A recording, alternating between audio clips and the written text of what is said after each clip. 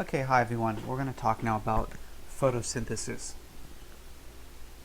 And so photosynthesis involves, for the most part, plants, and the word means using sunlight to make something, and what we're making is sugar. So whereas in cellular respiration we were taking sugar and breaking it down and making ATP, we're going to kind of do the opposite here. The plant is going to take ATP and it's going to make sugar, in particular glucose. And this happens in the leaves, and the leaves have a special type of cells called mesophyll cells, and those cells are characterized by having a high number of chloroplasts, and you can see these green circles. So this is a mesophyll cell, and then all these green circles inside are chloroplasts. So within the chloroplast we're going to talk about two parts. The first is the thylakoid. Right, and the thylakoid are all these green stacks, or all these green discs actually.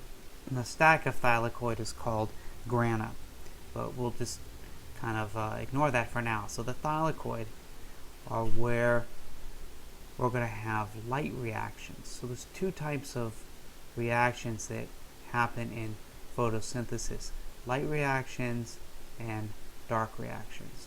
The light reactions happen in the thylakoid, and the dark reactions are going to happen in the stroma. And the stroma is like the liquid part of this chloroplast. Right? So during the light reactions, the whole point of the light reactions is to get energy from the sun in the form of ATP, or, as you'll see, electrons. Then in the dark reactions we're going to use that energy and we're going to make glucose. Essentially we're going to make glucose from carbon dioxide. Not we, the plant. So before we get into that though, it's important to look at light. And the light that comes from the sun, we call those photons. And photons have energy. It's just that we don't harvest that energy. We as like humans or animals or inanimate objects. But plants are able to harness the energy from the sunlight. So light and sunlight comes in this broad spectrum here. And you see all of these colors here. And the NM stands for like nanometers. So these are like wavelengths, right? So as an object, there's two choices essentially to make. And one is to absorb the light, by which you're absorbing the energy, or reflect it. So things that you see, colors you see, you're actually seeing reflections of that light. So like the green leaves, for example, you're seeing green being reflected, and you're seeing, this light within here being absorbed. Or if you're looking at something that is like red, you're seeing red being reflected, and you're probably seeing, these wavelengths of light being absorbed. So you can reflect energy, or sunlight, I'm sorry, or you can absorb it. Right? So there's a few pigments in plants, but the predominant pigment, as you've heard before, is chlorophyll. But there are other pigments in plants, like carotenoids. It looks weird, but I probably spelled it wrong anyway. And then there's other pigments like phycocyanins. Phycocyanins, for example, some plants, maybe like on stems and stuff, you see like they're kind of like purplish, because they reflect that color and they absorb all of this. Carotenoids reflect color in like the red, orange, yellow area, and they absorb green. Chlorophyll, which is the predominant pigment, reflects green and absorbs all of this light.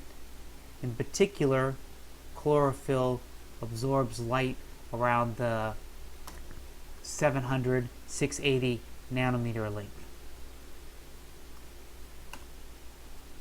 So with that in mind, these are photosystems. So now we're talking about what's going to be happening in the thylakoid, the light reactions. These are photosystems. And you could look at these as just a bunch of groupings of chlorophyll pigments. And what happens is that, this is what we're going to get to next, is that the sunlight hits these chlorophyll pigments, and then it transfers its energy into them. So usually what happens when you take, like, let's say the metal in a fence or like the pavement on the street, there's atoms, there's atoms inside there. And if you remember what atoms look like, let me go back one. If you remember what atoms look like, there is like a nucleus, and I'm just going to do this one for hydrogen, and then there is an orbit going around it, and then there's like an electron. And when the sunlight hits the atom, in most things, the electron jumps out of its orbit and then it goes back into its orbit really quick.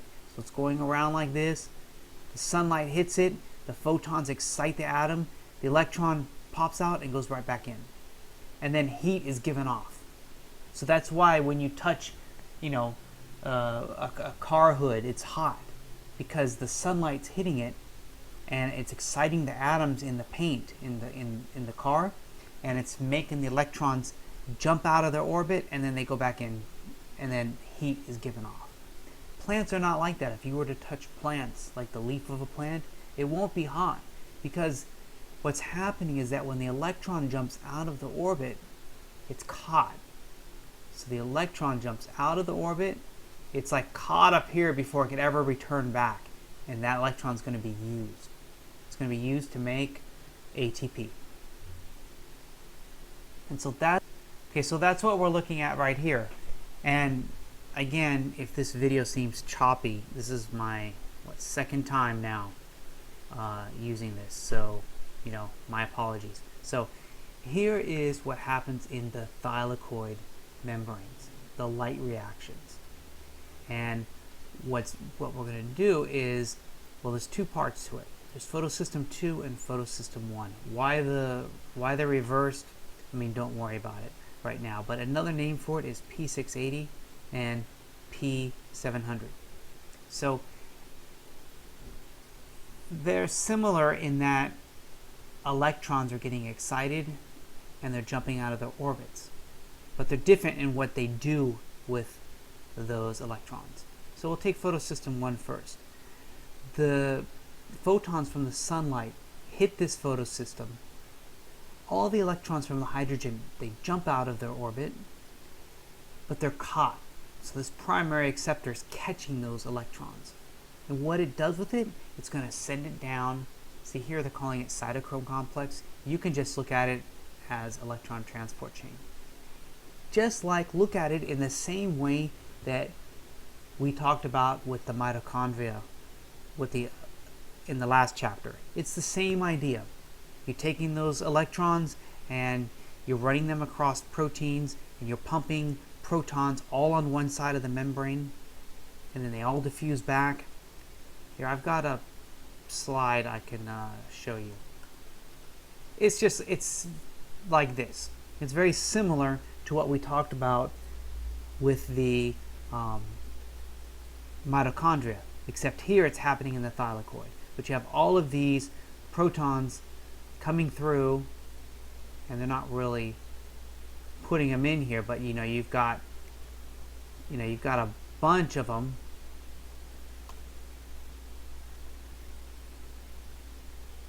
And you don't have so many on the other side, so you've created like this. These are all protons. These are supposed to be H pluses. Alright, so you have this proton gradient inside.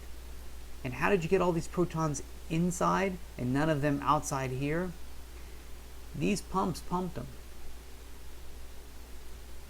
because the electrons came by and turned them on. Well, where did we get the electrons? They all jumped out of their orbit. So they all jumped out of the orbit here. We ran them down the electron transport chain. That creates ATP, the same way that it happened with the mitochondria. And now those electrons end up here in photosystem 1. In photosystem 1, the electrons get, again, bounced out by the sun. So the sun's photons excite the electrons here. They go out of their orbit. They're caught by the acceptor, and this time they're going to be kept. So we're going to keep those. And right here you see NAD. And I told you, like, whenever you see NAD or FAD, that's going to be keeping electrons. Like, here's another way to look at it. So here we are at photosystem 2, the sunlight, photons, the sunlight hits photosystem 2, the electrons jump out of the orbit, they don't make it back to the orbit, they're caught. She catches them, sends them down the electron transport chain. ATP is getting made. Same principle as with respiration. Now the same electron ends up here in photosystem 1. Sunlight hits it again, knocked out of the orbit. This time we're going to keep it. So the difference between photosystem 2 and photosystem 1 is photosystem 2 is going to make ATP. Photosystem 1 is going to keep the electrons. They're both sources of energy. So the plant uses two sources of energy. So now the question is, where do we get the electrons to replace these? The electrons here, they get bounced out. They're replaced by the electrons coming down here from photosystem 2. But what about the electrons from photosystem 2? Well, the plant uses water. It breaks up water. And what is water? It's H2O. So water is H2O. Well, we're going to take the hydrogens and take off the electrons and reuse those electrons. Those electrons now are going to get bounced up. And you take more water and take those electrons. What happens to the oxygen part? Well, that's a byproduct. It's something that the plant doesn't want. So it's eventually going to become, once you break up two water molecules, you end up with one oxygen molecule, which is going to leave the plant. So plants take water, they break up the hydrogens, take the electrons off to put back into the system to replenish the electrons. Oxygen is released from the plant as a byproduct. So those are the light reactions. The key purpose of the light reactions is to make ATP and electrons. And both those sources of energy are going to be used in the dark reactions, which are going to happen in the stroma. So we'll talk about that in the part 2 of the photosynthesis.